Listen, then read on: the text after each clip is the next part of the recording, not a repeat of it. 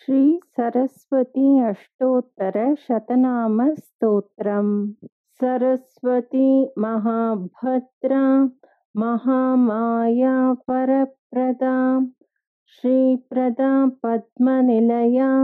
पद्माक्षी पद्मवक्त्रका शिवानुजा पुस्तकभृत् ज्ञानमुद्रा रमापरा कामरूपा महाविद्या महापातकनाशिनी महाश्रया मालिनी च महाभोगा महाभुजा महाभागा महोत्साहा दिव्यांगा सुरवंदिता महाकाली महापाशा महाकारा महाकुशा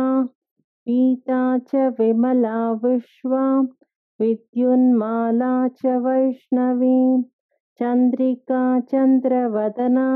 चंद्रलेखा विभूषिता सावित्री सुरसा देवी दिव्यालंकारभूषिता वाग्देवी वसुधा तीव्रा महाभद्रा महाबला भोगदा भारती भामा गोविंदा गोमती शिवा जटिला विंध्यवासा च विंध्याचलविराजिता चंडिका वैष्णवी ब्राह्मी ब्रह्मज्ञानैकसाधना सौदामिनी सुधामूर्ति सुभद्रा सुरपूजिता सुवासिनी सुनासा च विनिद्रा पद्मलोचना विद्यारूपा विशालाक्षी ब्रह्मजाया महापला त्रयीमूर्तिस्त्रिकालज्ञा त्रिगुणा शास्त्ररूपिणी शुम्भासुरप्रमथिनी शुभदा च स्वरात्मिका रक्तबीजनिहन्त्री च चामुण्डा चाम्बिका तथा मुण्डकाय प्रहरणा धूम्रलोचनमर्दना सर्वदेवस्तुता सौम्या सुरासुरनमस्कृता कालरात्रि कलाधारा रूपसौभाग्यदायिनी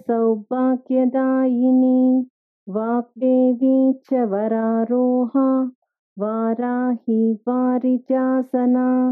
चित्रांबरा चित्रगंधा चित्रमाल्यविभूषिता कांता कामप्रदा वन्द्या विद्याधरसुपूजिता श्वेतानना नीलभुजा